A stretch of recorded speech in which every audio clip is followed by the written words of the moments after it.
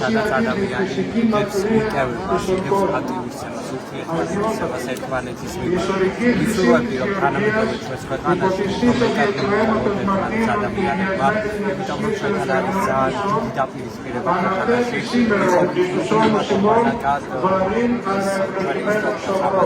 არ უარყოფს და ჩანს კიდევაც და ვისურვებდი იმას, რომ უფრო მეტად ჰუმანურები ვიყოთ ადამიანები ერთმანეთის მიმართ.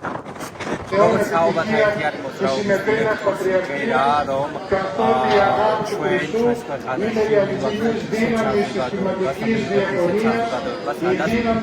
ჰუმანურობა იქნება და ეს საინტერესო დღეა. დღეს არის ოჯახის სიწმინდის დღე, ოჯახების გაუმარჯო ჩვენს ოჯახებს აქ არიან ემიგრაციაში და ჩვენ ერთ ვისურვებ იმას, რომ მეტად მეგვიერები ვიყოთ, მეტად გქონდეს ეს დღეები.